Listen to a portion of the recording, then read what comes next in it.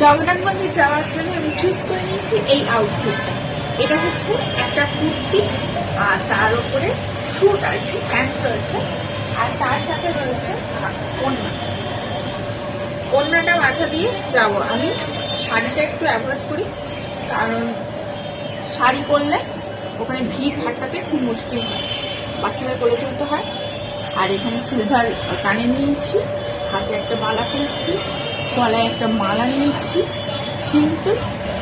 আর মুখেরটা একটুখানি রেডি হয়ে নেবো, তার জন্য দরকার সানস্ক্রিন, যেটা আমি 6টা পর।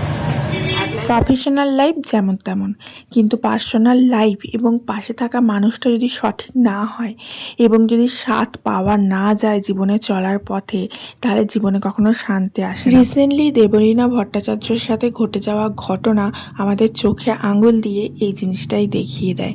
ফেসবুকে হয়তো তার লাইভ করা লাস্ট লাইভটা, যেটার হেডিংই ছিল শেষ কথা, সেটা আশা করি মোটামুটি 90% পিপল বাঙালিরা সবাই দেখে নিয়েছে। এবং তারপরে তার এখন স্থান হয়েছে পুরো হসপিটালের আইসিইউ। এবং তার যে ঘটনা, তার যে জীবনে চলতি কষ্ট এবং যন্ত্রণা, তার পুরোটা সে তুলে ধরেছে তার শেষ কথাতে, মানে লাস্ট লাইভে। এবং তার কথা থেকে আমরা এটাই বুঝতে পারি, প্রফেশনাল লাইফের কষ্ট, দুঃখ, যন্ত্রণা কিন্তু সহ্য করা যায় এবং সেটাকে টলারেটও করা যায় এবং সেটাকে ওভারকামও আমরা করতে পারি যদি পাশে থাকা মানুষটা সঠিক হয়।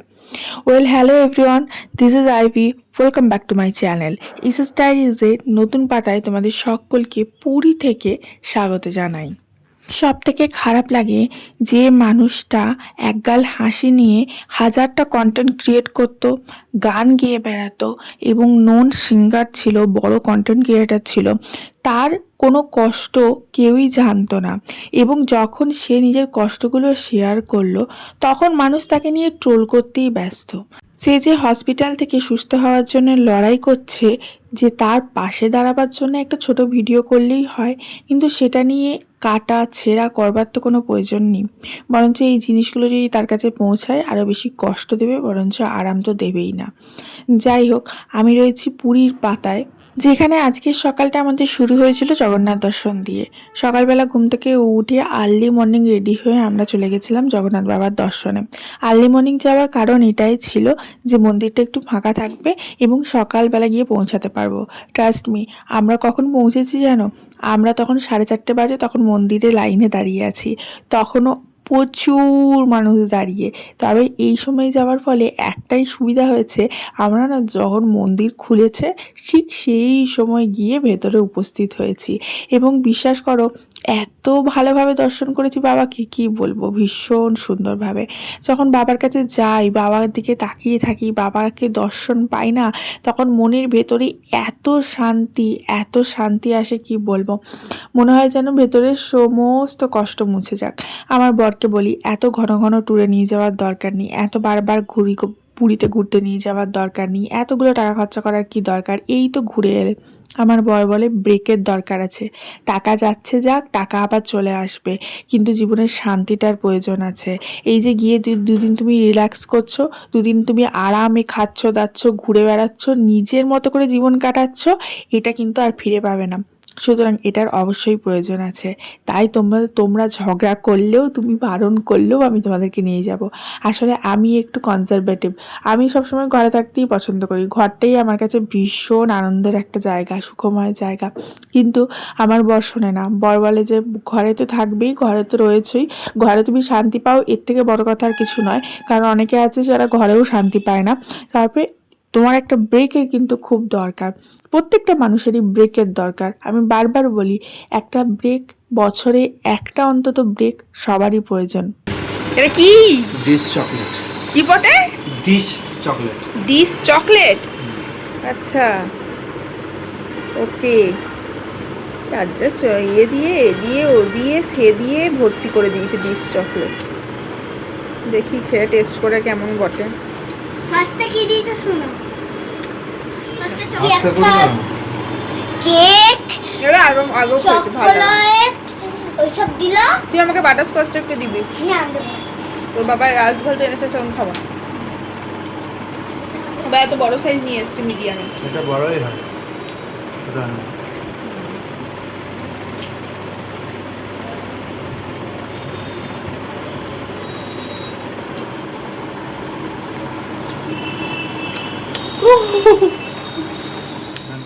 সন্ধ্যায় আবার পৌঁছে গেছিলাম আমাদের লোকাল জগন্নাথ বাবার কাছে।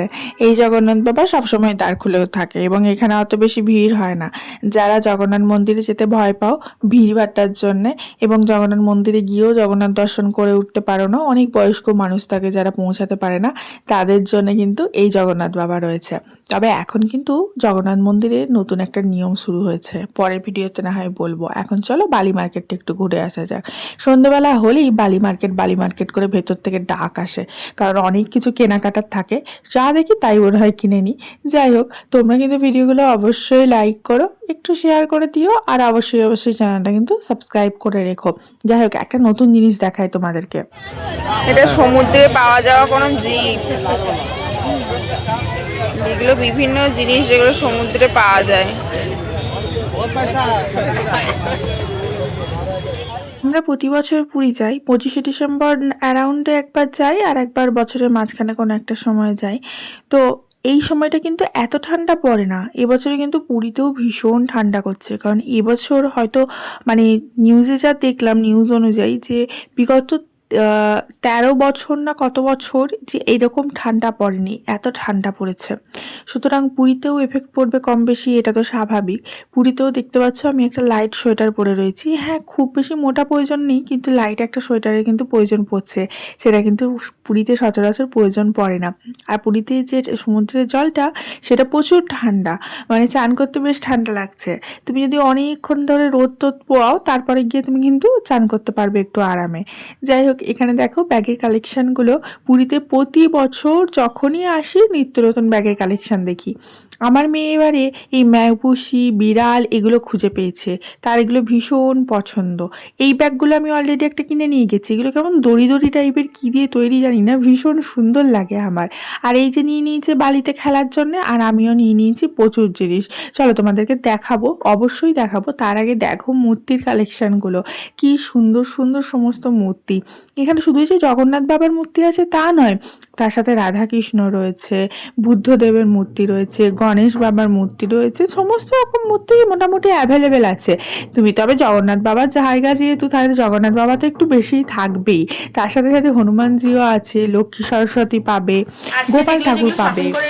সেগুলো দেখাচ্ছি। আজকেও অনেক কিছু শপিং করে নিয়েছি। প্রতিদিন যাচ্ছি, প্রতিদিন শপিং করে নিয়ে আসছি, মানে যতদিন যাবো থাকবো ততদিন বরের একদম ধসিয়ে দেবো আর কি, পরে সব ধসিয়ে দেবো। এই দেখো, এগুলো হচ্ছে ঘর সাজাবার জন্য কিনেছি। এগুলো ভালো করে দেখা, এগুলো হচ্ছে ঘর সাজাবার জন্য। আমি এটা খুলবো না, ঘরে গিয়ে খুলবো যদি বাই চান্স ছিঁড়ে টিড়ে যায়। এই দেখো, এরকম লম্বা আছে আর শেষে এরকম আছে, ঠিক আছে?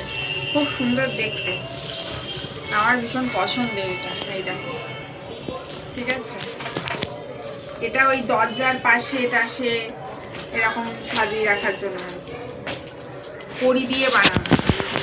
এগুলো পার পিস করে কিনতে হয়। আমি 3টে নিয়েছি, বেশি লাগবে না। এটা হলো, আচ্ছা, আমার মেয়ে কিনেছে একটা ব্যাগ। ব্যাগটা দারুণ সুন্দর। দেখো, এটা হচ্ছে ম্যাপুসি ব্যাগ। এটা দুদিকে করে নেওয়া যাবে, আবার একদিকে করেও নেওয়া যাবে। আবার ম্যাপুসিটার একটা কিউট লেজও আছে। আর পাগুলো দেখো, পাগুলো দেখো, পাগুলো কি কিউট। এই ব্যাগটা কিনেছে আমার মেয়ে। যাই হোক, এরপরে যাচ্ছি, আমরা কিনেছি জগন্নাথ। আমার মেয়ে ওর ফ্রেন্ডকে দেবে বলে একটা জগন্নাথের চাবির রিং কিনেছে, এটা ওর ফ্রেন্ডকে দেবে। অ্যান্ড এটা হচ্ছে জগন্নাথের ফটো আছে, জগন্নাথের ফটো। তো দেখাই তোমাদেরকে একটু ফটোটা। এটা হচ্ছে রেক্সিনের কাজ করা ফটোটা। আমাদের ঘরে অলরেডি একটা ছিল, সেটা একটু ছোট সাইজের ছিল বলে আমরা একটু বড় সাইজের কিনলাম, আমাদের নিজেদের ঘরের জন্যই কিনেছি। নিয়ে ওইটা অন্য জায়গায় লাগিয়ে দেবো, আর এইটা মাঝখানটায় লাগিয়ে দেবো। খুব সুন্দর দেখতে। এই দেখো, বাবাকে নিয়ে যাচ্ছি। খুব সুন্দর, একদম কি সুন্দর না দেখতে। হ্যাঁ, ভালো লাগছে বল? বেশ পাগড়ি পরে বাবা রয়েছে। তো এইটা একটা কিনেছি, আর কিনেছি হচ্ছে ঘরে সাজাবার জন্য শোপিস কিনেছি। এটা হচ্ছে গণেশ। আমার মেয়ের ভাইকে কিনেছি। জগন্নাথ আমার মেয়ের ভাই, কৃষ্ণও মেয়ের ভাই, আর গন্নু বাবাও আমার মেয়ের ভাই। এরকম গন্নু বাবা কিনেছি। এই কটাই আর কি শপিং করেছি, আর কিছু করিনি। আজকে একটু কমই শপিং হয়ে গেছে। আর তো কিছু করিনি শপিং নাকি? তো বাস বন্ধ করে দাও।